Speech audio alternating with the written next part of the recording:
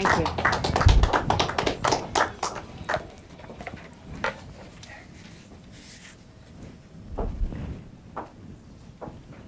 Today, on Easter Sunday, there are people that are celebrating a rebirth of some kind all over the world.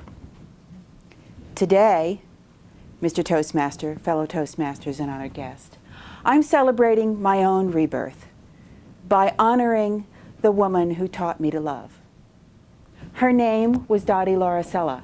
She was my mother-in-law, mom to Tom and I, Nana to her grandchildren.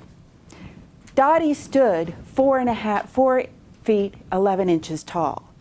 And unless you think she was demure, let me assure you, the being is enormous.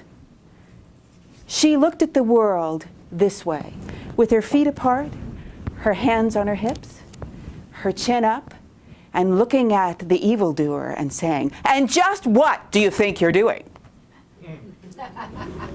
I first met Dottie on my first date with Tom. She was very excited about meeting me. You see, Tom had never dated an Italian girl before.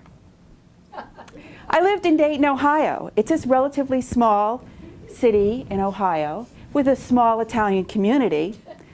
And the girls that were of Italian descent were all related to Tom in some way or another. I, however, was born in Wichita, Kansas. A few weeks after we started dating, we were watching Star Trek at his parents' house, and I offered during the commercial to go get a couple of sodas. I walked into the kitchen, and there were my future in-laws, necking. I was shocked. Never in my house would you see something like that. I had basically come to the decision that marriage was big romance dwindling slowly into, if you were lucky, boredom. And here were two people who'd been married for over 30 years, clearly still loving each other, taking a quiet moment to show some affection to each other. A few months later, when we were close to being married, we were to go over to have dinner with them. When we arrived, it was obvious the two of them had been arguing. I wanted to leave. Tom said, it's all right, don't worry about it. We went in again to watch Star Trek, and I get one of these from Tom. And he's going, and I look over, and there the two of them are. They're not speaking to each other, but they're holding hands. Several years later, Tom and I experienced some strain in our relationship, in our marriage. And to my surprise, my mother-in-law came up to me one day and started criticizing Tom. I was appalled. How could a mother say those things about her son? I vehemently defended him. I later told Tom about it, and he just got a big grin on his face. And he says, you know, not many people can stand up to Mom. What I realize now what she was doing was, first of all, she was assuring herself of how I actually stood in my feelings toward Tom.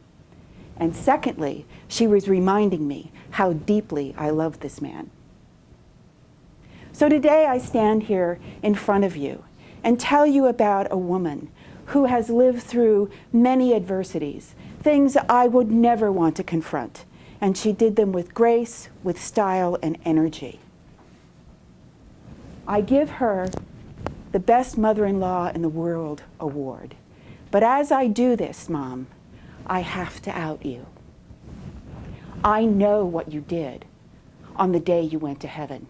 You blew off St. Peter. You marched up to the Golden Gates. You stood with your feet apart and your hands on your hips, and you looked up and you said, "And just what do you think you were doing?" Mr. Toastmaster.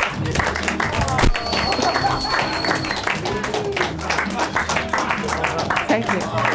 Lauricella.